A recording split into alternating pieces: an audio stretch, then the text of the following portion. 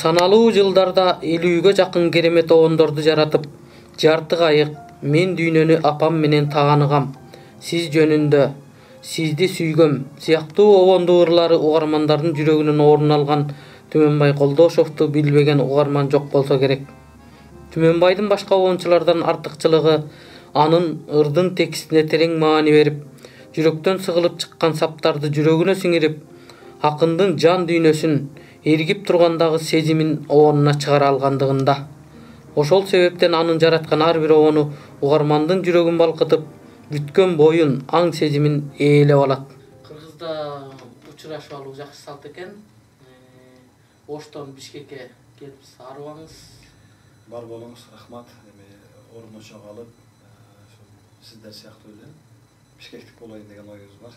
Ош мамлекеттик университетинен Таштан Эрмартов атындагы Бишкек музыкалык педагогикалык колледжине директор болуп келдиңиз. Анан Оштон келип Бишкектин кымгуут жашоосунан кысылып кеткен жоксузбу? Жок, азырынча кымгуут деле жок десек болот. Себеби бүгүнкү абал бир топ элибизди тартипке чакырып коюптур. Экинчиден Бишкек шаары бөтөн бөлөк шаар эмес, келип кетип жүргөн. Жумуш сапары менен, чыгармачылык сапары менен келип жүргөн шаар. Анда калса бул жерде дос жарым жетиштүү эле. Бир маегиңизде да айтып өткөн экенсиз. Мен жакшы текст таппайынча мен эч ким эмесмин депчи. Анан кайсы акындардын ырлары, чыгармалары сиздин жан дүйнөңүзгө жакыныраак? Мен эми негизи көбүрөөк Зайырбек Ажыматовдун поэзиясына кайрылыпмын, өзүм да анализдегенде. Анан Улукбек ушу экөөнө, эки акындын 4 ырына обон жаздым. Калган учурда Бактыгүл Чотурова, Фатима Амдалова, Мырлан Самийкожо, Элнурбек Иманалиев, Алым Токтомушев, эми ал жагы тиги Алыкул Жомарттан бери өзүнөн бирден экиден ырына жазып келген. Азыр эми Жазгы Жаманкулова дегендей азыр эми туруктуу бир акындар менен дагы мындай бир иштешкен учурум жок. Анан иштешүү дегенде дагы мен мындай кеңирээк түшүнүк бергим келип атат. Мисалы кээ бир учурда азыркы эстрада ырчылары Кыялбек Урманбетов же кайсы бир акынга барып буйрутма менен текст жазып алып атат да. А менде андай жок.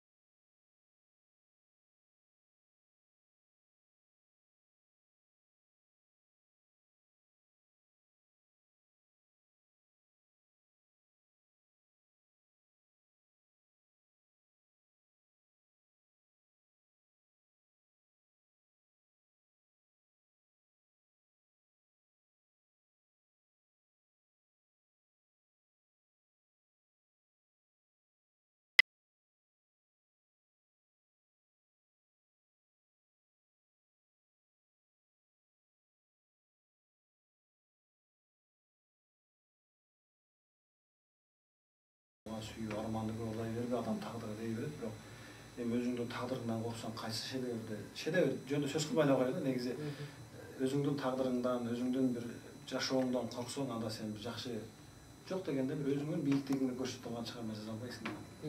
Мен ошол жагына келгенде андай көз караштамын. Бирок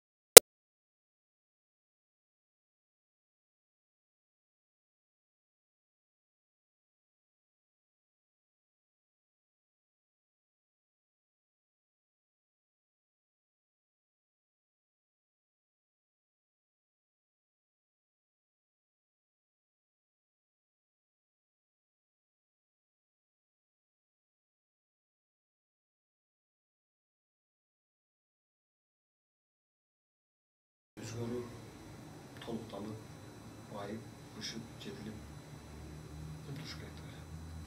Мамлекет тарабынан көп көңүл бурулбай калган. Багы финансылык жагы анча жакшы эмес. Бир окуу жайга жетекчи болуп келдиңиз, өзүңүз айтып атасыз. Мага сунуш түштү, анан мен ошо жетекчи болууга макулдугумду бердим деп. Сизде ушул окуу жайды кантип, качан оңдоп кете алам деген кооптонуу барбы азыр?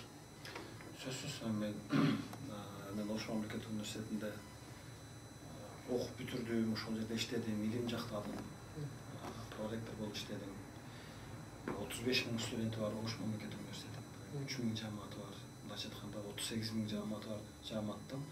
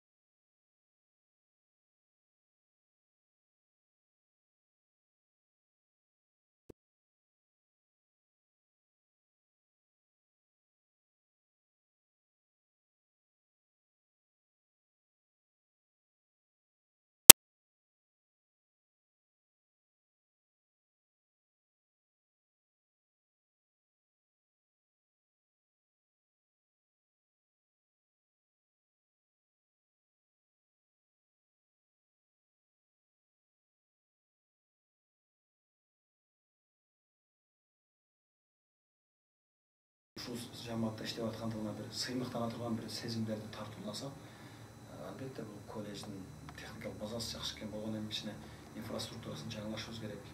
Айлык акылы маселесин, окуу жайдын сырткы облигине кичине толуктоолорго киргизишибиз керек. Жамаатта бири-бирибизге болгон ишенимди пайда кылышыбыз керек. Өзү бар экен, эми андан ары дагы мындай чыңашыбыз керек. Окуу жайдын ар бир студенти, кызматкери, мен Таштан Эрматов атындагы Бишкек музыкалык колледжинде окуйм же иштейм деген бир дымакты мен пайда кылуу үчүн. Үй бүлөлүк темага кайтсак, сиздин 3 уул бир кызыңыз бар экенин билебиз. Анан ата жолду жолдоп музыкага шыктуусу барбы? Эми азыр айтыш кыйын. Балдар, менин балдарым жашта. Алардын азыр анализ берүү кыйын. Алардын кыял жоругу, алардын жөндөмүн азыр мындай деп айтып коюш эрте деп ойлойм. Эми чыгармачыл адам болсо жаман болбойт. Эми чыгармачыл болбосо да жан дүйнөлүү адам болушу мен аябай каалайм. Бүгүн коомчулук жан дүйнөсү бар, мындай көркөм дүйнөнү түшүнө алган, көркөм сөздүн кадырын билген